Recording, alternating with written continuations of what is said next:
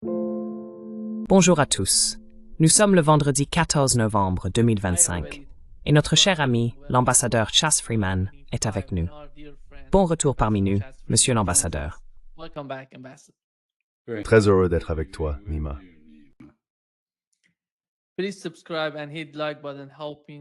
Veuillez vous abonner et cliquer sur le bouton j'aime pour nous aider à toucher davantage de personnes. Permettez-moi de commencer, monsieur l'ambassadeur, par ce qui se passe dans le cas du Venezuela. Il semble que les Européens aient certaines divergences en ce qui concerne l'Amérique latine. Et avec l'administration Trump, nous avons appris que le Royaume-Uni n'est pas disposé à partager des renseignements avec les États-Unis. Voici ce qu'a déclaré Marco Rubio en réponse à la politique de l'Europe.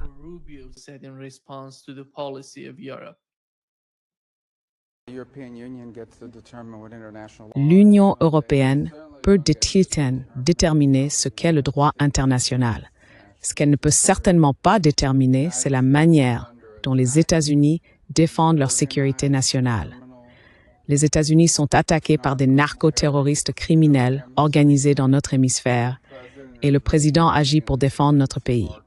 Je trouve d'ailleurs intéressant que tous ces pays souhaitent que nous envoyions et fournissions, par exemple, des missiles Tomahawk à capacité nucléaire pour défendre l'Europe.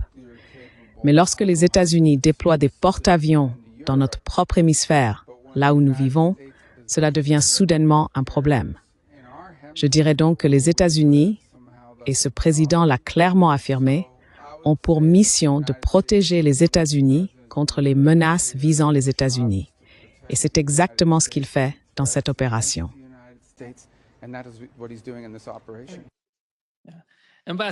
Ambassadeur, qui attaque les États-Unis, parce qu'il parle d'une attaque contre les États-Unis, comme si le Venezuela hackait.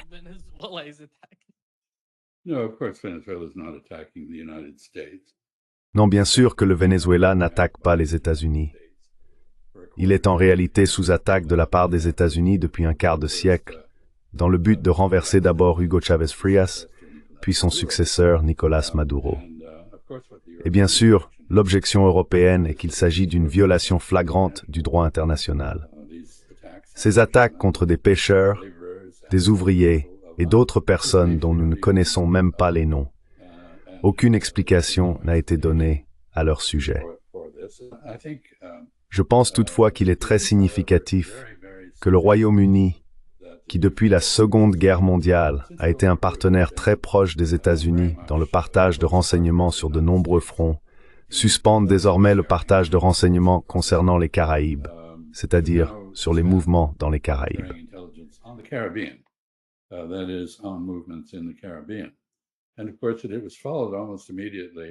Et bien sûr, cela a été suivi presque immédiatement par le président Petro en Colombie, qui a également suspendu le partage de renseignements sur les stupéfiants avec les États-Unis.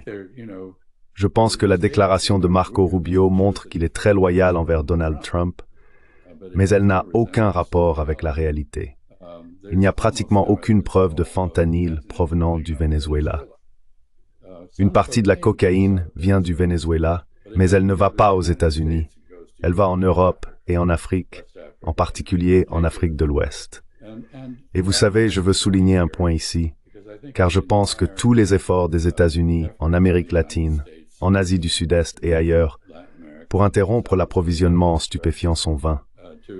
Cela ne peut pas fonctionner. Pourquoi?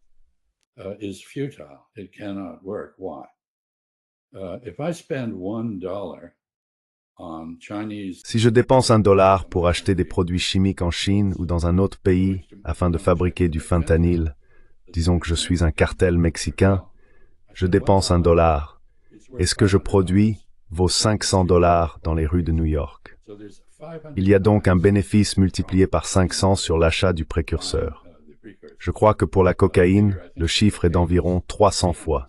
C'est ce que reçoit le cultivateur. Il y a un peu de cocaïne produite au Venezuela. Comme je l'ai dit, elle part vers l'Afrique de l'Ouest et l'Europe, pas vers les États-Unis. Mais si un cultivateur reçoit $1, celui qui vend la marchandise dans la rue à New York en obtient 300. Avec une telle marge, un tel profit, il est absolument impossible d'interrompre l'approvisionnement. La demande existe et tant qu'elle existera, des gens y répondront. Enfin, je noterai simplement qu'il n'y a, à ma connaissance, que 2 cas dans l'histoire où un pays a réussi à mettre fin à un problème d'addiction.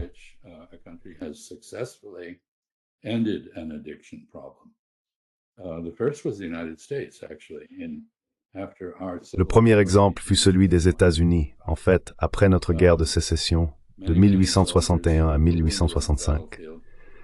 De nombreux soldats blessés sur le champ de bataille étaient devenus dépendants à la morphine, qui est le précurseur de l'héroïne.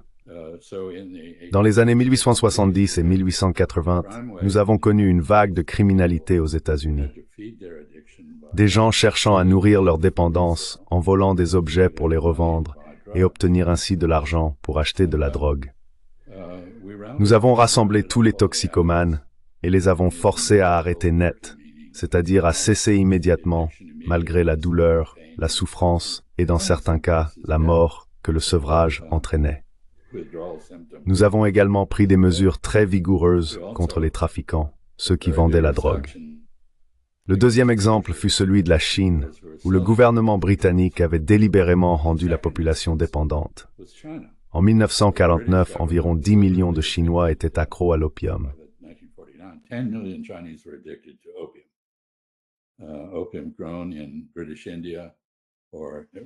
L'opium était cultivé en Inde britannique, ou auparavant en Anatolie et en Europe, et vendu sous forme brute sur le marché chinois.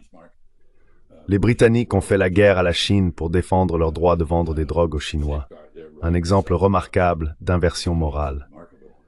En 1949, les Chinois ont rassemblé les 10 millions de toxicomanes et les ont forcés à arrêter brutalement. Beaucoup sont morts du sevrage. Ils ont également arrêté les trafiquants, les personnes qui vendaient la drogue, et réprimé les gangs criminels qui s'étaient développés pour fournir l'opium. Nous nous retrouvons donc aujourd'hui dans une situation exactement similaire. La demande de drogue, en particulier de fentanyl, aux États-Unis a alimenté une explosion des cartels de la drogue au Mexique.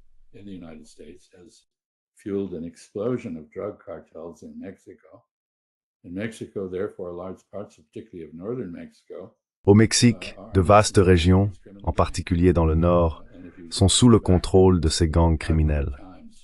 Si l'on considère les profits multipliés par 500 que l'on peut tirer d'une substance comme le fentanyl, on comprend pourquoi ces gangs disposent du pouvoir, des revenus et du contrôle qu'ils exercent sur la société mexicaine. Mais la cause ultime de ce phénomène n'est pas la production de fentanyl, c'est la demande de fentanyl aux États-Unis. De nombreux Américains sont dépendants et beaucoup meurent de surdose de fentanyl. Et tout ce que fait Donald Trump ne mettra pas fin à cela. La question est donc, pourquoi agit-il ainsi?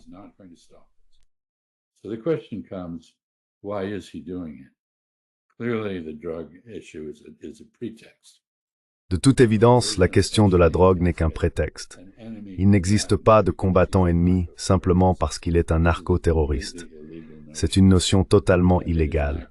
Ce que nous faisons constitue un acte de piraterie au regard du droit international. Alors pourquoi le fait-il? La réponse tient en réalité à 2 choses. La première est la justification de politique étrangère. Si le Venezuela peut être renversé, le régime de Maduro peut être renversé. Et comme ce régime est proche de celui de Cuba, le système cubain s'effondrera également. Voilà le raisonnement. Je ne suis pas sûr qu'il soit juste, mais c'est la logique invoquée. Mais il y a ici une question encore plus importante. L'administration Trump mène une politique très anti-immigrée.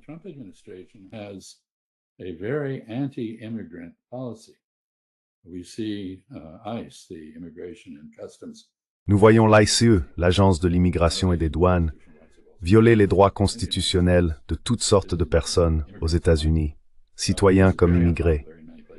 Cela est très impopulaire dans de nombreux endroits, notamment en Floride du Sud, d'où vient Marco Rubio, et où vivent de nombreux migrants d'Amérique latine, certains du Brésil, beaucoup du Venezuela, un grand nombre de Cuba, certains du Nicaragua et d'autres d'Amérique centrale, d'Équateur, du Pérou. de Bolivie, etc. Ainsi, pour contrer son impopularité, il fait appel aux sentiments anti-Maduro, anticommunistes et anti-cubains de la communauté latino. C'est une manœuvre politique enracinée dans la politique intérieure américaine. Du moins, c'est ainsi que je le vois.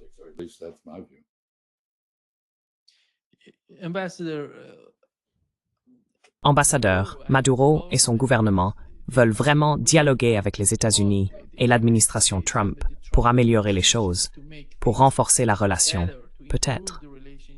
Mais il semble que l'administration Trump ait décidé qu'il n'y avait aucun moyen de communiquer avec le gouvernement du Venezuela. Et voici ce que Maduro lui-même a déclaré dans une vidéo publiée par CNN.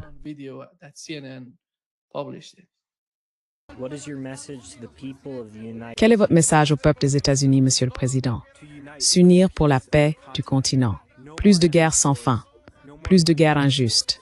Plus de Libye. Plus d'Afghanistan. Avez-vous un message pour le président Trump? Mon message est oui, la paix. Oui, la paix. Yes, peace. Il ne veut littéralement aucun type de combat ou de guerre, aucune forme de conflit avec les États-Unis. Eh bien, oui, et je pense que, vous savez, il y a ici toute une histoire, bien sûr.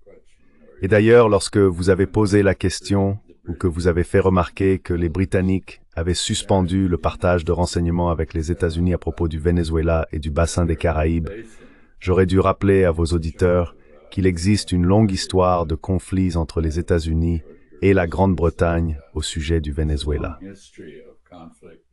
À la fin du 19e siècle, les États-Unis ont failli entrer en guerre avec la Grande-Bretagne à propos de la frontière entre le Guyana et le Venezuela, et à propos des efforts britanniques, de l'intention britannique, d'intervenir militairement au Venezuela pour recouvrer des dettes sur lesquelles le gouvernement vénézuélien avait fait défaut.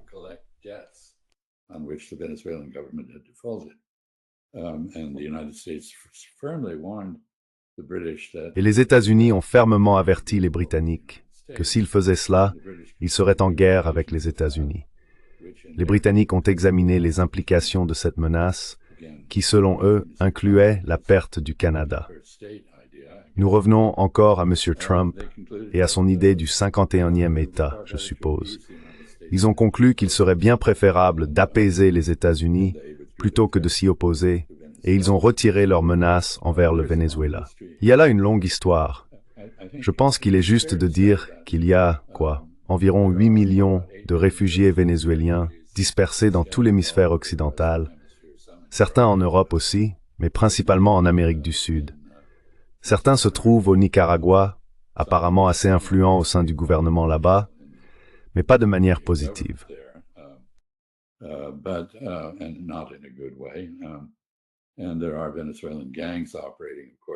Et il y a bien sûr des gangs vénézuéliens qui opèrent, c'est vrai.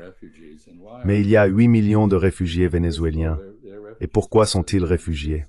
D'abord, ils le sont parce que les États-Unis ont cherché à rendre la vie au Venezuela misérable par des sanctions et d'autres mesures contre le chavisme, le gouvernement d'Hugo Chávez Frías, et maintenant celui de Nicolás Maduro.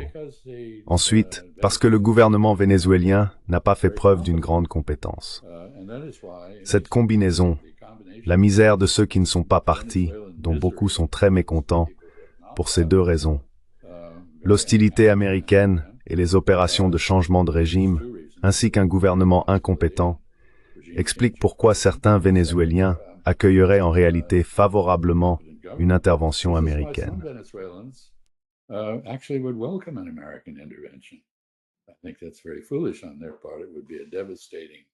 Je pense que c'est très imprudent de leur part. Ce serait une guerre dévastatrice. Mais les États-Unis se sont trompés à de nombreuses reprises au sujet du Venezuela. Il n'y a pas si longtemps, sous l'ère Kennedy, en 1962, il y a eu la Bahía de Cochinos, la baie des cochons, à Cuba.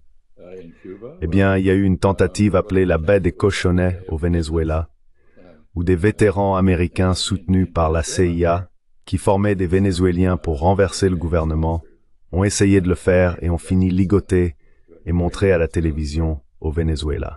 Ce fut une grande humiliation. Et pourquoi cela s'est-il produit? Parce que certaines personnes aux États-Unis, et je ne pense pas que cela inclut les agences de renseignement, je crois qu'il s'agit d'agents anti-vénézuéliens agissant de manière indépendante, croient que le peuple vénézuélien est désespéré de renverser le gouvernement Maduro.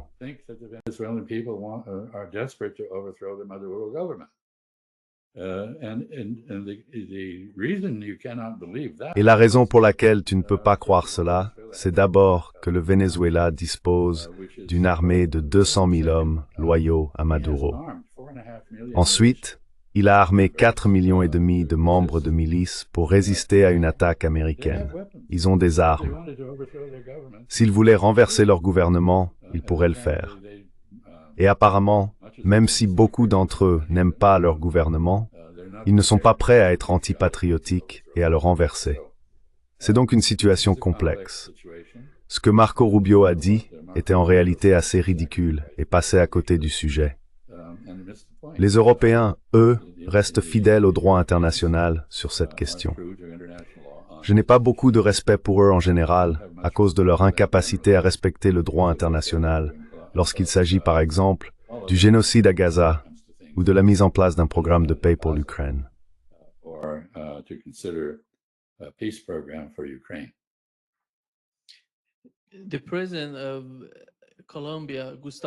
Le président de la Colombie, Gustavo Petro, a déclaré qu'ils veulent détruire la démocratie en Colombie. Et il semble, monsieur l'ambassadeur, qu'un sentiment similaire existe ici au Brésil. Les gens se sentent menacés par les États-Unis, car l'administration Trump nourrit une certaine hostilité envers ses gouvernements de gauche en Amérique du Sud, en Amérique latine. Mais jusqu'où peuvent-ils aller? Est-ce sérieux? Pensez-vous que dans leur esprit, ils veulent aller au-delà du Venezuela? Si eux y parviennent, alors peut-être Cuba, peut-être la Colombie, puis le Brésil. Vous savez, une sorte d'ingénierie sociale pour changer le visage de l'Amérique latine.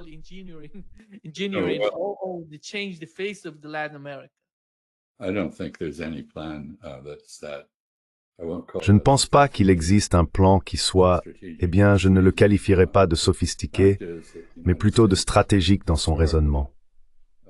En réalité, les États-Unis, historiquement, en contradiction avec nos propres valeurs d'Américains, nous avons été attachés à la démocratie, du moins jusqu'à récemment, dans notre propre pays.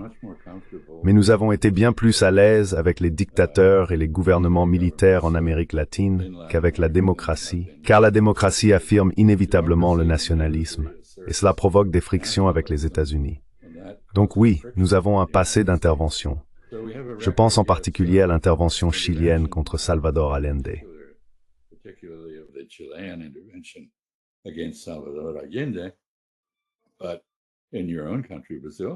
Mais dans votre propre pays, le Brésil, nous avons également un passé de soutien au gouvernement militaire et au régime non démocratique, parce qu'il semblait plus facile à manipuler. Et en toile de fond de tout cela se trouve la doctrine Monroe, qui comportait 2 volets. Le premier était « L'Europe doit rester en dehors de l'hémisphère occidental ». Les pays ont connu des révolutions, ils sont désormais des États indépendants, et vous ne devez pas chercher à revenir en arrière. Donc l'Europe doit rester en dehors des Amériques. Mais en contrepartie, les États-Unis resteraient en dehors de l'Europe. C'était la doctrine Monroe. Et bien sûr, au début du XXe siècle, nous avons abandonné ces 2 principes.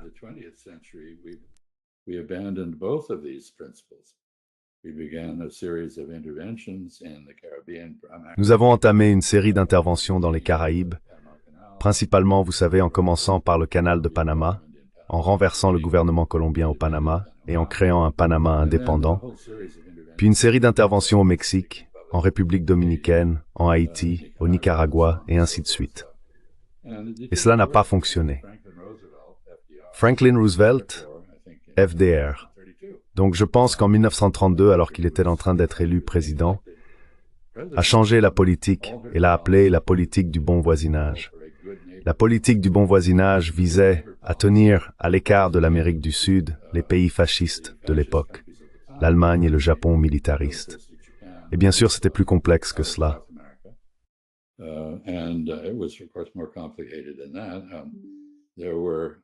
Il y avait des personnes au Brésil et au Pérou, principalement au Pérou et en Équateur, des Japonais vivant au Pérou et en Équateur, qui ont été arrêtés par les États-Unis pendant la Seconde Guerre mondiale et enfermés dans des camps de concentration dans l'ouest du pays. Et il y avait aussi des Allemands et des Italiens emmenés du Brésil pour la même raison. Tout cela est très complexe. Mais l'idée selon laquelle les États-Unis seraient attaqués fait partie intégrante du discours de Trump. L'immigration est censée être une attaque. Bien qu'il semble désormais avoir reconnu que les États-Unis souffrent d'un déficit de talent et qu'ils ont besoin de l'immigration, ce qui a sérieusement troublé les partisans du mouvement MAGA. Ils pensaient qu'il était opposé à l'immigration.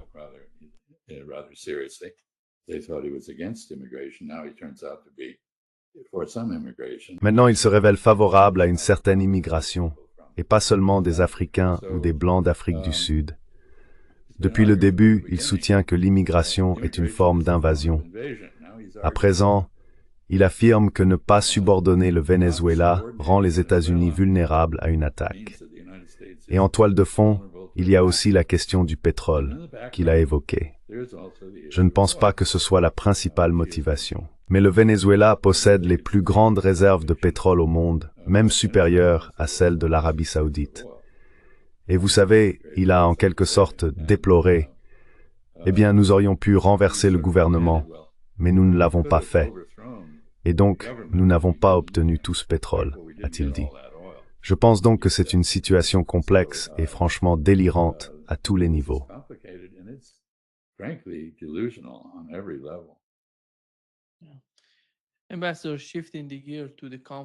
Monsieur l'ambassadeur, pour en venir au conflit en Ukraine, pensez-vous qu'avec le temps, les Européens pourraient d'une certaine manière changer d'avis sur Zelensky et sur la cause de l'Ukraine?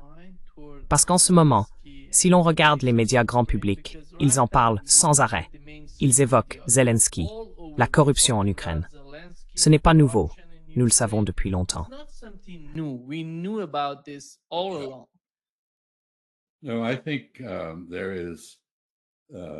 Non, je pense qu'il y a pas mal de divisions en Europe sous la surface. Et c'est pourquoi on entend tant parler des efforts visant à exagérer la menace russe pour l'Europe, parce qu'ils veulent que la guerre continue. Ils veulent se battre jusqu'au dernier Ukrainien pour nuire aux Russes. C'est pourquoi ils soutiennent les frappes ukrainiennes à l'intérieur de la Russie, contre lesquelles, bien sûr, la Russie riposte. L'Ukraine va traverser l'hiver sans électricité dans de nombreux endroits, sans chauffage. Pendant ce temps, l'armée ukrainienne connaît des problèmes constants, mais la situation est désormais devenue vraiment critique. On estime que 40 à 50% des membres des forces armées ukrainiennes sont soit des déserteurs, soit absents sans permission, AWOL.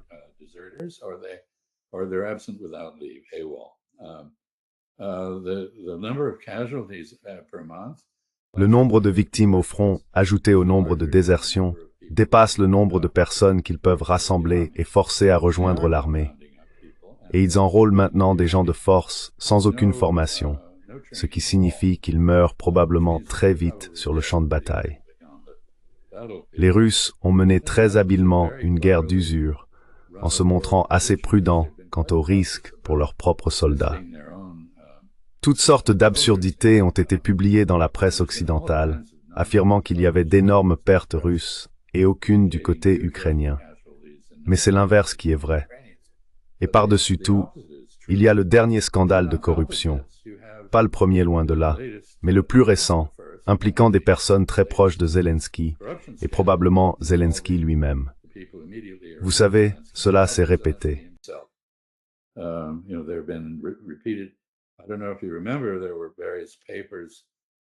Je ne sais pas si tu t'en souviens, mais il y a quelque temps, divers documents provenant du Panama ont été publiés au sujet d'investissements illégaux, et Zelensky figurait en bonne place parmi les noms de ceux qui utilisaient ce mécanisme pour détourner de l'argent. Et nous savons que sa mère possède une villa sur la mer Rouge et qu'il a d'autres propriétés à l'étranger, etc. Il a donc très bien tiré parti de la guerre, tout comme certaines personnes de son entourage.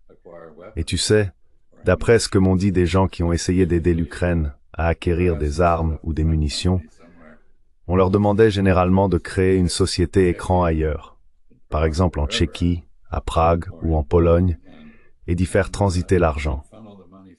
Le scandale actuel porte sur 100 millions de dollars qui ont tout simplement été volés. Rien n'a été fait, aucun contrat exécuté.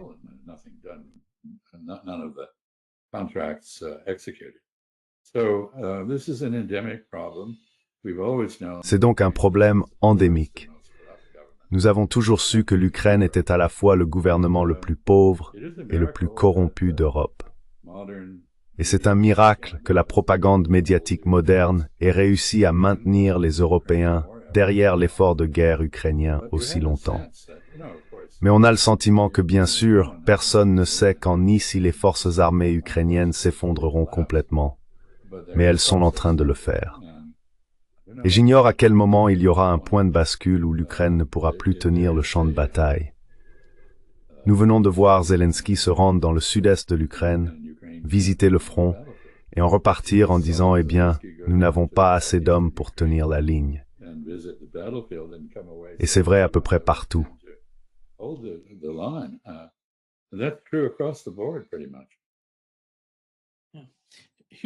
Voici ce que Marco Rubio a dit à propos des armes qui ont été envoyées à l'Ukraine jusqu'à présent.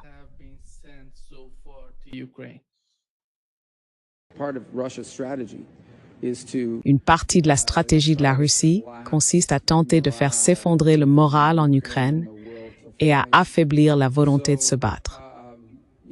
C'est pourquoi, vous savez, nous avons eu des discussions avec eux au sujet d'armes défensives destinées à protéger leur réseau. Et je sais que nous avons eu des échanges techniques continus sur les équipements spécifiques dont ils ont besoin.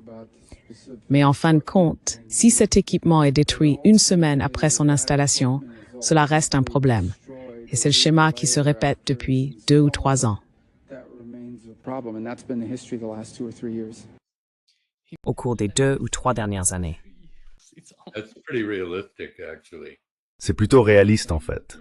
Je veux dire, rien de ce que les États-Unis ou quiconque ont fait n'a arrêté l'avancée des Russes, ni la retraite des Ukrainiens.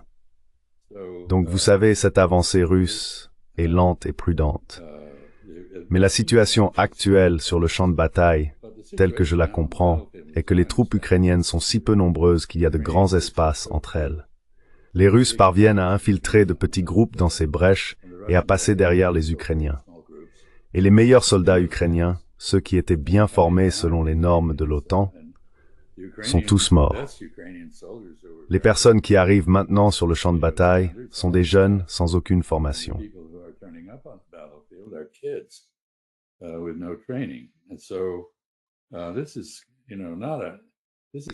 Et donc c'est, vous savez, une situation terrible. Et tout revient à cette question. Quel était le but de tout cela du point de vue américain, du point de vue britannique et de celui de certains autres en Europe? C'était de nuire à la Russie. Certaines personnes avaient même un plan. Elles pensaient qu'en exerçant suffisamment de pression sur la Russie, celle-ci s'effondrerait en de nombreux petits pays qu'on pourrait manipuler à volonté. Cela ne s'est pas produit. En fait, à l'heure actuelle, les attaques en profondeur sur le territoire russe, bien qu'elles nuisent aux Russes en réduisant leurs exportations de pétrole et de gaz et en causant des dégâts, ont l'effet inverse de celui recherché. Elles rassemblent en réalité les Russes derrière Vladimir Poutine et son gouvernement pour défendre la patrie contre une attaque.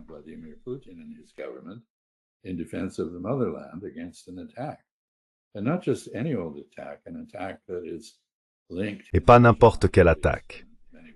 Une attaque qui est liée, du moins dans l'esprit russe, et beaucoup seraient d'accord, à Stepan Bandera et aux éléments ukrainiens pro-nazis qui ont rejoint l'invasion nazie de la Russie pendant la Seconde Guerre mondiale. Ainsi, du point de vue russe, cela semble être bien sûr la cause de tout cela. Je m'excuse pour le bruit, mon toit est en réparation et je ne peux rien faire à propos des immigrés illégaux qui s'en occupent. Enfin, je suppose qu'ils sont immigrés illégaux. Peut-être qu'ils ne le sont pas, mais ils parlent très bien espagnol comme je l'ai découvert. Quoi qu'il en soit, l'effort pour paralyser la Russie n'a pas réussi. Il a paralysé l'Ukraine. Et en réalité, nous avons abusé de l'Ukraine.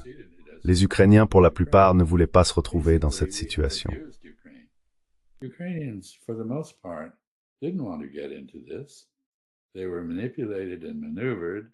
Ils ont été manipulés et manœuvrés. Et même M. Zelensky, quoi qu'on puisse dire de lui, lorsqu'il a mené sa campagne pour la présidence en Ukraine, il l'a fait sur une plateforme de paix. Il a déclaré qu'il irait à Moscou pour faire la paix avec Vladimir Poutine.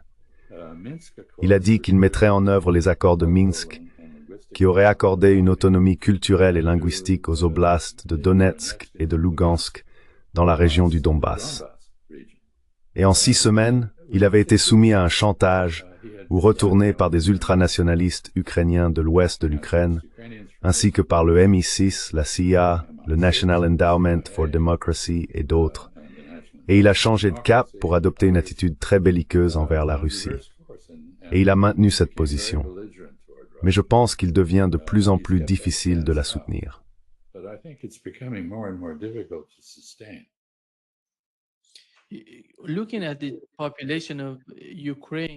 En observant la population de l'Ukraine, passée d'environ 57 millions à quelques 20 millions aujourd'hui, comment voyez-vous la possibilité d'une radicalisation de la population? Ce qui s'est produit avec Al-Qaïda et Daesh au Moyen-Orient. Voyez-vous la possibilité d'un tel problème en Europe?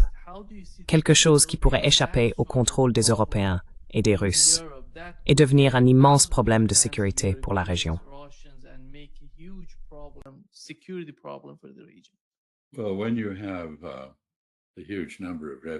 Eh bien, lorsqu'un grand nombre de réfugiés viennent d'un pays comme l'Ukraine, beaucoup de jeunes hommes en âge de combattre ont risqué leur vie pour partir. Des sondages ont montré que moins d'un tiers de ceux qui sont partis accepteraient de revenir, même si la démocratie était rétablie et la corruption éradiquée. Ils ont fait le choix d'émigrer. Ils ne retourneront pas en Ukraine. Donc, quels que soient les chiffres, j'ai entendu à plusieurs reprises le nombre de 20 millions.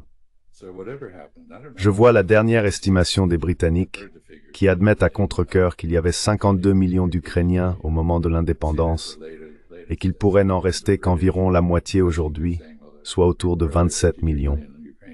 Je ne connais pas le chiffre exact, mais il est très clair que l'Ukraine s'est dépeuplée.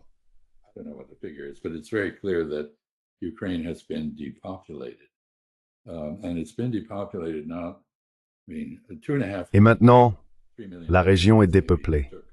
Je veux dire, 2,5 millions, peut-être 3 millions d'Ukrainiens ont fui vers la Russie parce qu'ils étaient russophones et cherchaient la sécurité là-bas. Environ 8 millions d'autres sont probablement partis ailleurs en Europe, soit un total d'environ 11 millions. Et un très grand nombre de personnes ont été tuées. Vous savez, dans ce genre de guerre, même si les Russes ont essayé, honnêtement, de ne pas causer de pertes civiles excessives, il y en a inévitablement beaucoup, ainsi que des morts, des blessés et des mutilés parmi les soldats. Nous savons donc qu'un très grand nombre d'Ukrainiens ont été estropiés à vie sur le champ de bataille, et beaucoup d'autres sont morts.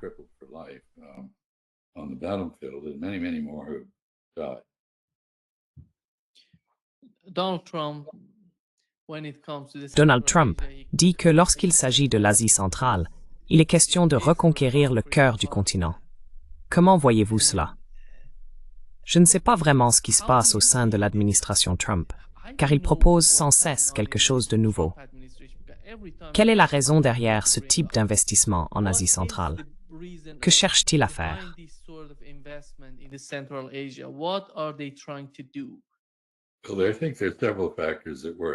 Eh bien, je pense qu'il y a plusieurs facteurs en jeu, en réalité. Tout d'abord, il est absolument faux, comme l'a affirmé le président Trump, que les précédentes administrations américaines n'aient prêté aucune attention au Kazakhstan, à l'Ouzbékistan, au Tadjikistan, au Kirghizistan, au Turkménistan et ainsi de suite. Ces pays d'Asie centrale, les républiques musulmanes indépendantes issues de l'Union soviétique, ont fait l'objet d'efforts considérables de la part des États-Unis pour y établir une présence. Pourquoi cela? Eh bien, parce qu'il s'agit d'une région située entre la Russie et la Chine, et que les États-Unis estimaient devoir y rivaliser sur le plan géopolitique. Et vous avez évoqué la théorie de Mackinder sur le cœur de l'Eurasie, selon laquelle celui qui contrôle cette région contrôlerait d'une certaine manière le monde, ce qui me semble être une illusion. Mais quoi qu'il en soit, cette théorie existe.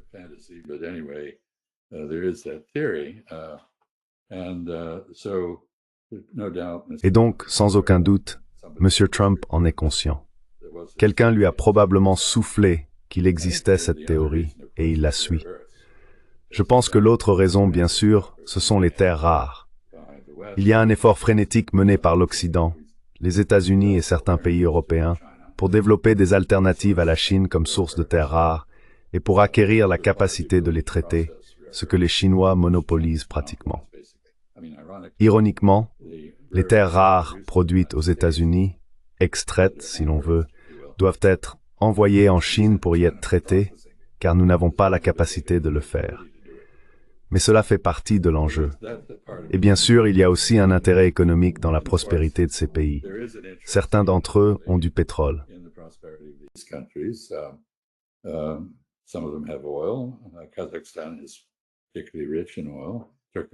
Le Kazakhstan est particulièrement riche en pétrole, tout comme le Turkménistan et Gaza.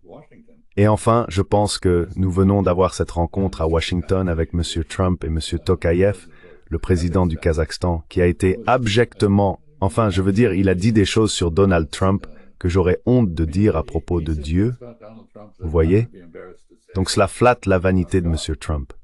Et ainsi, le Kazakhstan a en quelque sorte rejoint les accords d'Abraham. Je ne sais pas ce que ça signifie. Ils avaient déjà des relations diplomatiques avec Israël. Ils ne sont pas en guerre avec Israël.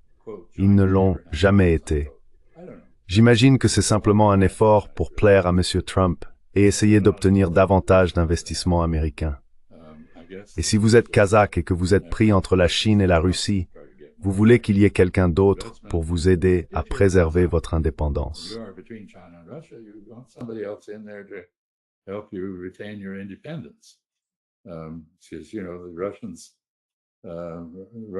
Parce que vous savez, les Russes ont une forte présence. Il y a une importante population russe au Kazakhstan. Je pense qu'environ 40% de la population parle en réalité russe. Et donc maintenant, si vous êtes kazakh, vous regardez l'Ukraine et l'inquiétude de la Russie à propos des russophones là-bas, et vous vous dites, eh bien, s'ils s'inquiètent aussi des russophones au Kazakhstan, que pourrait-il se passer et comment nous défendre? Alors, vous cherchez du soutien au loin face à une menace proche. Et puis, bien sûr, il y a les Chinois, qui ne représentent pas une menace militaire, ni même démographique, car leur population est désormais en déclin, mais ils constituent une menace économique, parce qu'ils sont technologiquement avancés et meilleurs en capitalisme que les capitalistes.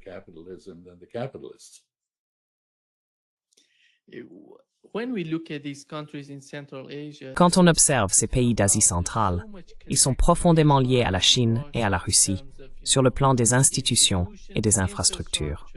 Si l'on regarde l'OCS, les BRICS, ou encore l'initiative La Ceinture et la Route, l'Union économique eurasiatique, tout cela est étroitement connecté à ces deux pays, la Russie et la Chine. Je pense que les États-Unis pourront peut-être trouver un certain espace de coopération avec ces pays, mais ils sont dominés.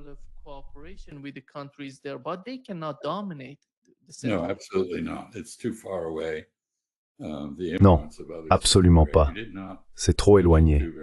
L'influence des autres est trop forte. Vous n'avez pas mentionné deux sources d'influence très importantes, peut-être trois. La première, c'est la Turquie. Les entreprises de construction turques, et ainsi de suite, sont présentes partout en Asie centrale. Les camionneurs iraniens, vous savez, les gens qui conduisent des camions depuis l'Iran, sont eux aussi partout. Et enfin, sur le plan culturel, tous ces pays se tournent vers l'Inde. Ils adorent les films, les productions de Bollywood, le chant, la danse et tout le reste, avec une très belle musique. C'est donc un lieu de rencontre, un carrefour pour de nombreuses cultures.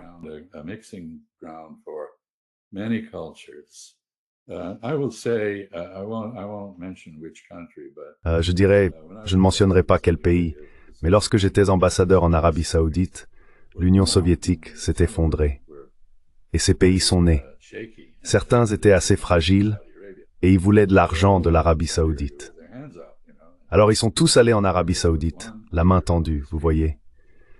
Je me souviens d'un dirigeant de cette région qui est venu, et un ami à moi, le ministre d'État en Arabie Saoudite, avait pour mission de l'accompagner. D'abord à la Mecque, où il a fait le tour de la Kaaba, puis à Médine. À Médine, on lui a demandé de diriger la prière, et il a dit à mon ami, « Je ne sais pas prier, je n'ai jamais appris. » Mais il a ajouté, « Je suis un bon musulman, il faut m'aider. » Alors mon ami lui a donné un petit cours sur la façon de prier, et il a réussi.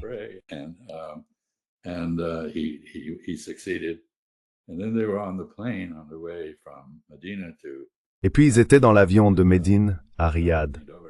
Et ce type s'est penché pour demander à mon ami, quelle est la différence entre sunnite et chiite? C'est une région qui a traversé une longue période, d'abord sous le tsar, sous l'Église orthodoxe russe, qui était anti-musulmane, puis sous l'Union soviétique, officiellement athée. Aujourd'hui, ils redécouvrent l'islam, et leur islam, franchement, contient toutes sortes de superstitions. Du genre que l'Arabie Saoudite a essayé d'éradiquer au XVIIIe siècle. Vous savez, des femmes qui attachent des ficelles à des buissons pour tomber enceintes, ce genre de choses. C'est donc une région en transition. Certains ont abandonné l'alphabet cyrillique au profit de l'alphabet latin, utilisé par la Turquie. Aucun d'entre eux n'a conservé l'écriture arabe.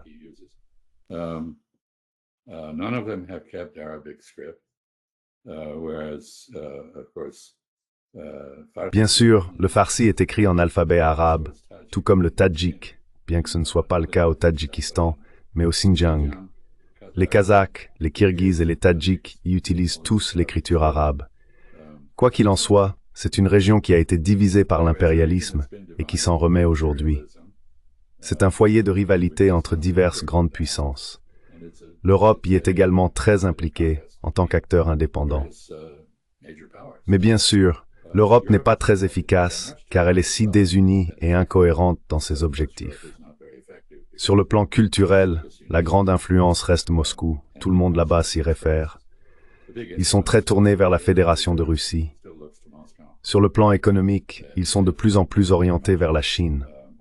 Mais il y a de grandes compagnies pétrolières venues de l'Ouest et des États-Unis, ainsi que des exploitations minières, etc., qui les rattachent à l'Occident.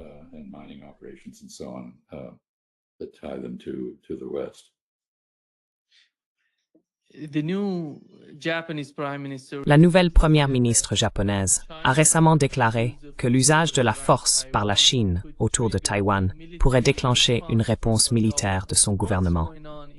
Que se passe-t-il au Japon et pourquoi ressent-il le besoin d'intervenir dans ce qui se passe avec la Chine?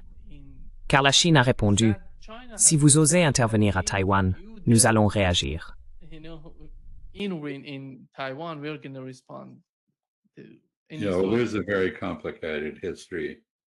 Vous savez, il y a ici une histoire très complexe à l'œuvre. Après la restauration de Meiji dans les années 1860, lorsque le Japon a été ouvert par le Commodore Perry et a compris qu'il devait se moderniser, le premier endroit vers lequel il s'est tourné pour s'étendre fut Taïwan. À cette époque, Taïwan faisait partie de la province du Fujian en Chine et non une province indépendante.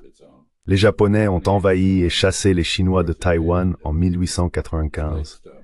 De 1895 à 1945, elle a fait partie du Japon et c'est la marine japonaise qui l'administrait, contrairement à la Corée qui était dirigée par l'armée japonaise.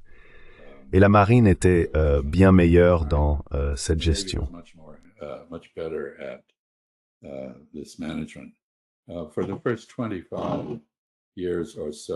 Pendant les 25 premières années environ, il y eut une série d'insurrections et de rébellions, non seulement de la part des Chinois de Taïwan, présents sur l'île depuis le XVIe siècle, mais aussi des aborigènes, les peuples malayo-polynésiens.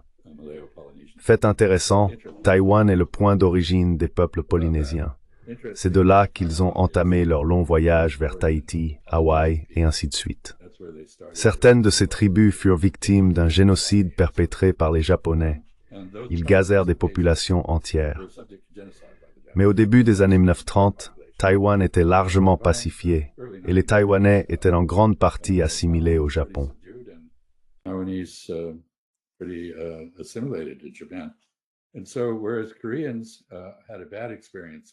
Ainsi, alors que les Coréens ont eu une mauvaise expérience du colonialisme japonais, les Taïwanais, eux, en ont eu une bonne au final. Les liens humains entre les deux sont assez étroits. De nombreux Taïwanais âgés parlent un excellent japonais. Et le Japon, vous savez, lorsqu'il observe son voisinage, constate que beaucoup de peuples le détestent à cause de ce qu'il a fait pendant la Seconde Guerre mondiale. Mais Taïwan fait exception. Il y a donc ici un élément sentimental, mais aussi un élément stratégique. Lorsque les Néerlandais ont envahi le Japon et ouvert trois ports au Japon, qui ont forcé les Japonais à ouvrir des opportunités commerciales, ils l'ont fait depuis Taïwan, qu'ils occupaient à l'époque. Ainsi, le Japon a un intérêt stratégique à Taïwan.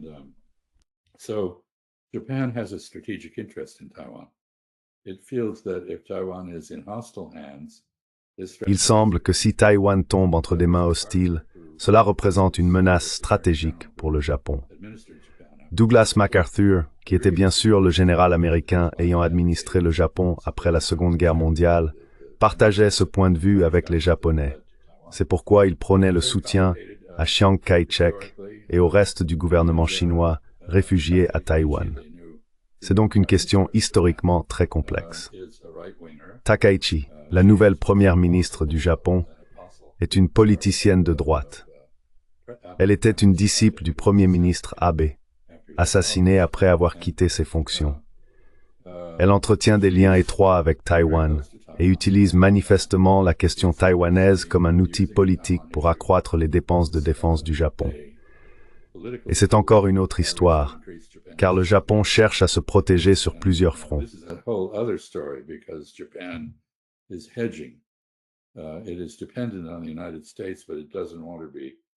Elle dépend des États-Unis, mais elle ne veut pas être aussi dépendante. Elle double donc son budget de défense et commence désormais à exporter des armes. Une grande partie de l'armement japonais est envoyée vers des pays comme les Philippines et le Vietnam, dans une optique dirigée contre la Chine. Le Japon et la Chine sont des rivaux. C'est pourquoi cela se produit. On peut comprendre pourquoi les Chinois, qui ont perdu peut-être entre 25 et 35 millions de personnes au cours de leur guerre de 14 ans contre l'invasion japonaise, ressentent fortement que le Japon, en cherchant à reprendre Taïwan, en quelque sorte après l'avoir perdu en 1945, représente une menace pour la Chine. Et ici aussi, je dirais, sans vouloir m'étendre, qu'il y a beaucoup d'histoires. Mais en 1944, le département d'État américain a témoigné devant le Congrès au sujet de Taïwan, en déclarant que si l'on occupait Taïwan, on pouvait contrôler toute la côte chinoise.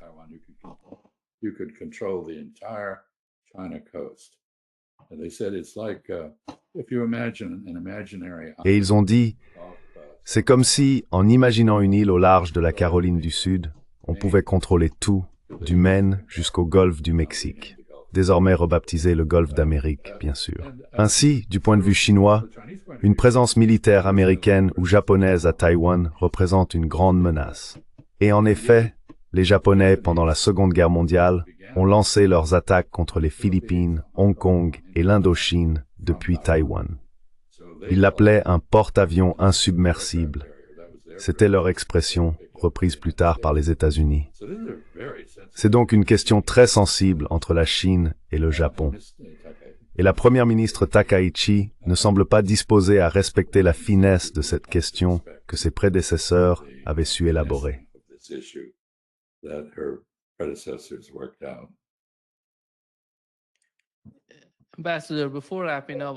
Ambassadeur, avant de conclure, je voudrais évoquer ce que Netanyahou a dit au sujet de l'indépendance d'Israël vis-à-vis des États-Unis. Il a déclaré « Nous n'avons pas besoin de soldats américains. Nous allons bien. Nous menons nos propres batailles. » Et voici ce qu'il a dit.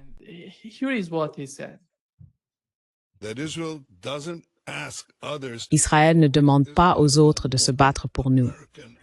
Israël est le seul allié américain dans le monde qui dit « Nous n'avons pas besoin de bots sur le terrain. Nous n'avons pas besoin que des soldats américains se battent sur le sol pour Israël ou autour d'Israël. Nous allons bien. Nous menons nos propres combats. » Mais ce faisant, nous servons aussi d'importants intérêts américains, comme empêcher les pays qui scandent mort à l'Amérique d'avoir des bombes nucléaires à lancer sur l'Amérique. Oui. Ceci serait directement les États-Unis.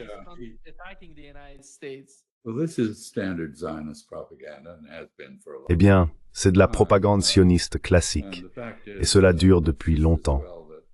En réalité, il vaut mieux que les Américains, dans une large mesure, n'aient pas combattu aux côtés des Israéliens, car regardez ce qui s'est passé à Gaza, où nous nous sommes retrouvés impliqués dans la perpétration d'un génocide.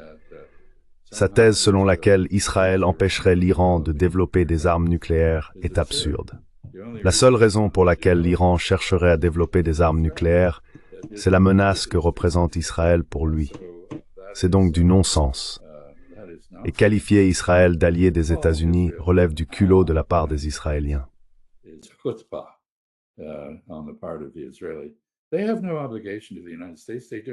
Ils n'ont aucune obligation envers les États-Unis. Ils ne font absolument rien pour les États-Unis. Nous, Américains, passons tout notre temps à l'ONU à les défendre contre le droit international et l'opinion mondiale qui les condamne. Et nous leur donnons beaucoup d'argent et nous leur fournissons des armes. Et maintenant, ils exigent encore plus d'argent.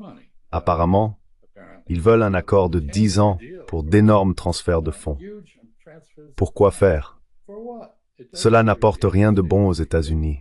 Cela ne fait que, eh bien, cela transforme les ennemis d'Israël en nos ennemis. Et ce n'est pas sage.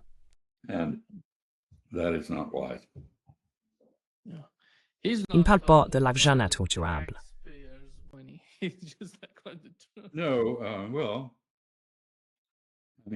Non, enfin, je veux dire, les transferts vers Israël, les transferts officiels sont énormes. Vous savez, presque 4 milliards de dollars par an. Mais les transferts d'urgence sont bien plus importants, étant donné qu'Israël est maintenant en guerre avec tout le monde. Les Palestiniens, les Syriens, les Libanais, les Yéménites, l'Iran et dans une certaine mesure la Turquie. Mais au-delà de cela, le lobby israélien, le lobby sioniste, aux États-Unis, a intégré dans notre législation fiscale toutes sortes de dispositions. Par exemple, si je donne de l'argent à une œuvre de charité américaine, disons la Croix-Rouge ou autre, je peux déduire ce montant de mon revenu à des fins fiscales. On ne peut pas faire cela pour une œuvre de charité étrangère, sauf pour Israël.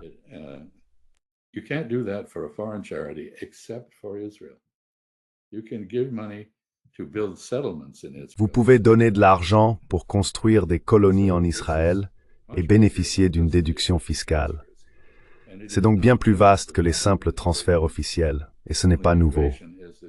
La seule innovation de l'administration Trump, c'est qu'elle est absolument, ouvertement axée sur Israël plutôt que sur l'Amérique. C'est sa principale distinction. Mais nous avons toujours privilégié Israël plutôt que l'Amérique dans nos politiques au Moyen-Orient. Netanyahou est bien sûr un politicien très habile et efficace. Il a grandi à Philadelphie, il sait parler comme un Américain et il sait sur quel bouton appuyer quand il le fait. Quoi qu'il en soit, ce qu'il vient de dire est de la propagande.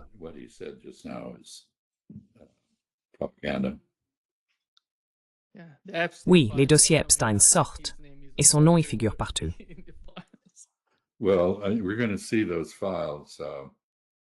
Eh bien, nous allons voir ces dossiers. Ils sont volumineux. Il y a beaucoup de dialogues manifestement déguisés à l'intérieur, des emails et ainsi de suite. Mais de plus en plus d'informations sortent sur les liens d'Epstein avec le Mossad, sur la pénétration de l'élite américaine à travers son trafic de jeunes femmes et de jeunes filles, ce réseau de pédérastes qu'il a créé pour faire chanter des gens. De toute évidence, Donald Trump en fait partie.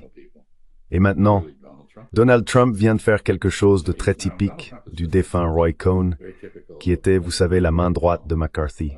Quand il est attaqué, il riposte. Alors il a dit « J'exige que le Congrès enquête sur tous les démocrates figurant sur la liste. En d'autres termes, n'enquêtez pas sur moi, enquêtez sur quelqu'un d'autre. » Tout cela est vraiment totalement écœurant en réalité.